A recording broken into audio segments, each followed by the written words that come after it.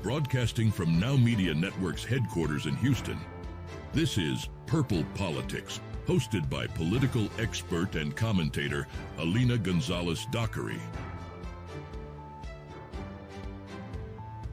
Join us to discuss the most important issues affecting our nation with fresh, balanced, and objective discussion on the first bilingual media network in the United States.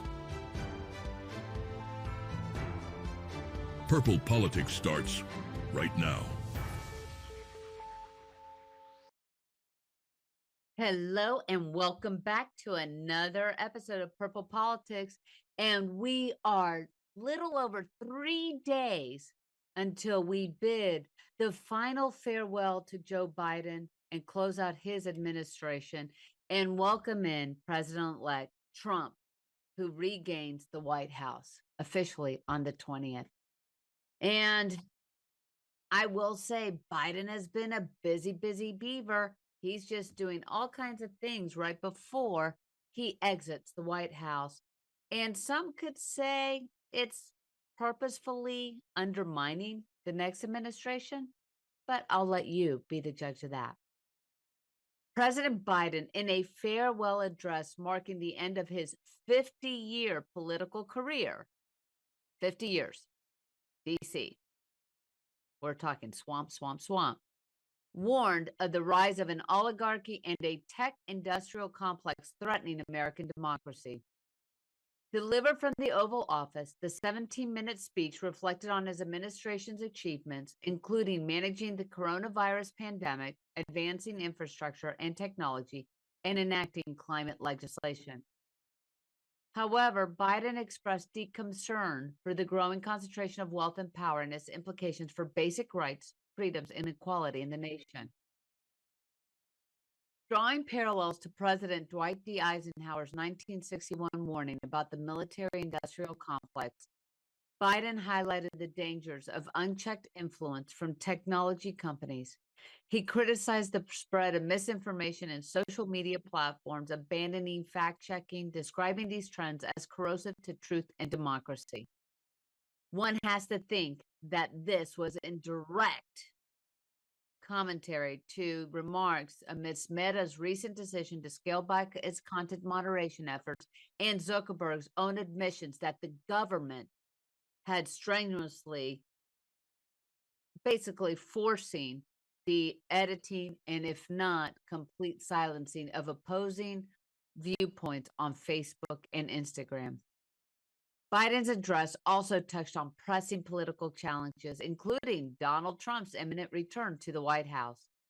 He offered veiled criticisms of Trump's alignment with billionaires and corporate interests, although let's harken back to the Democratic National Convention. There were more multi, like mega millionaires and billionaires at that DNC than one could count. And they were all up in the expensive seats. I mean, you can't, it's just casting more stones from a glass house. And again, he has, he reiterated Democratic warnings about policies favoring the wealthy. Though this, harken back to his infrastructure bill, who most benefited from that infrastructure bill. Fortune 500 corporations, the mega wealthy, the pet projects of family members of Pelosi and other mega millionaires, but yet didn't help the small business owner or the mid-sized business owner. Biden called for constitutional amendments to clarify presidential accountability, reforms for Supreme Court justices, and a prohibition on stock trading by members of Congress. I wonder how Pelosi feels about that. The outgoing president reflected on his decision not to seek re-election, acknowledging concerns about his age and fitness, but expressing confidence in his ability to win. In fact, he kept on saying, even prior to that, to another interview, that he would have absolutely beat Trump a second time around. And the only reason why he stepped down was because he saw a fissure, and a breaking within the Democratic Party. And though he commended Vice President Kamala Harris for her service, despite her electoral defeat, and emphasized the enduring importance of his administration's accomplishments, people who know Harris have admitted that in private she was very hurt with the his continued insistence that he would have beat Trump. Biden listed key achievements such as rebuilding infrastructure, investing in semiconductor production, and lowering prescription drug costs, and enacting gun safety laws. Acknowledging his mixed public approval ratings, which is at 31%. Biden argued that his legacy would be better appreciated over time as the impact of his policies became more apparent. As he's concluding his farewell, Biden paid tribute to American democratic institutions, expressing gratitude to his family, military members, first responders, and his administration. He urged the nation to uphold democratic principles, protect the values that define America, and remain vigilant in preserving the country's legacy. All the while that many question how good of a policies were his administration when we became less independent, when we were formally independent of natural resources and gas and oil, and now we are completely dependent on what some would say enemies of the United States providing oil to us, such as Iran and Venezuela.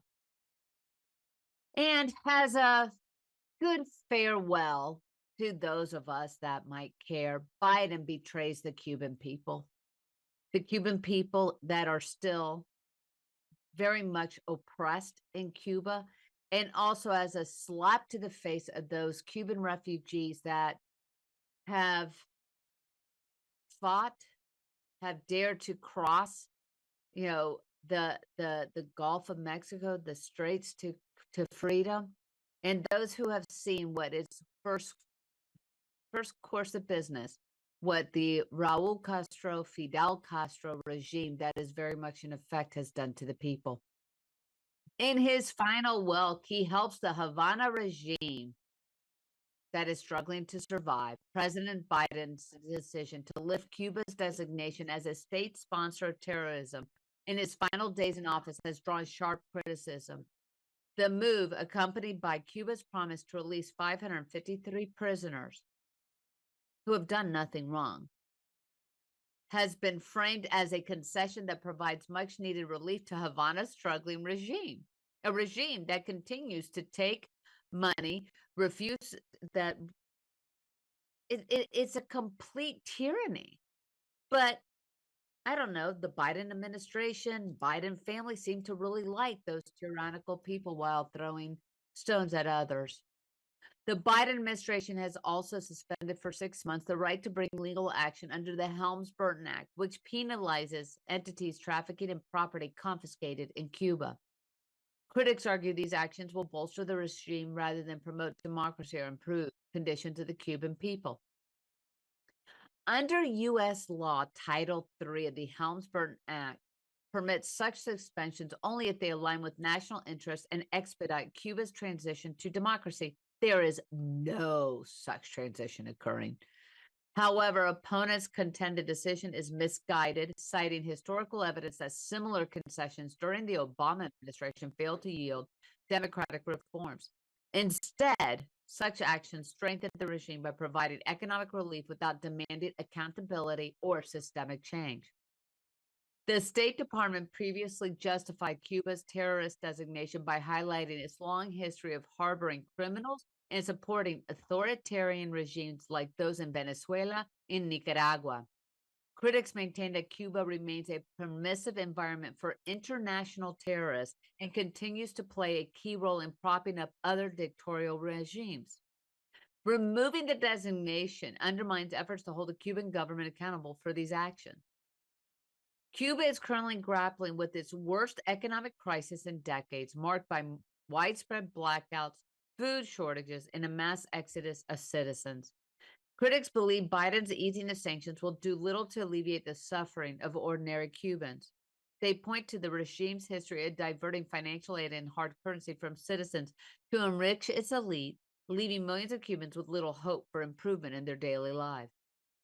The regime's economic mismanagement has led to reports of billions of dollars being hoarded by the Castro's family inner circle, while ordinary Cubans lack basic necessities like food, diapers, formula. Leaked documents suggest that the dictator Miguel Díaz-Canel is unwilling to use these resources to address the crisis. Critics argue that U.S. sanctions, including the terror designation and Helms-Burton provisions, are essential tools for pressuring the regime and preventing new sources of funding. With all honesty, and I get backlash from fellow Cuban Americans of this, the embargo has not really done anything to shift the government. However, as it was prevalent when Obama opened up travel and lifted the embargo, that and taking pictures with Raul Castro, a man who, with his brother, killed hundreds, if not thousands of people, assassinated them. But, hey, welcome to our new Democratic Party. This does not change the regime. Biden's doing everything he can to push forward what he thinks is his ideal, a failed campaign ideal. Even in his farewell speech, he was still touting everything that Kamala was going on her campaign, and which caused the election to be lost. Democrats need to wake up, because whatever this globalist positioning, this kissing of the rears of oligarchs, of authoritarianism, of totalitarianism, and literal monsters in power, but they see as good, as great, because they're what? Communist, socialist? That needs to end. And also, maybe, just maybe, we, the United States, are seeing through your mask, seeing through the truth. But one thing's for sure, his bid farewell had nothing to show that he learned anything. So yes, I am proud to say goodbye, President Biden. Due to the fact that you're the president of the United States, I will give you respect for the seat that you held. Thank you for your 50-year long years of service, whether they are appreciated or not. It is time for a new change. We're going to come back after this commercial break, and we're going to talk about the new Trump administration 2.0. Is it an improvement? We shall see.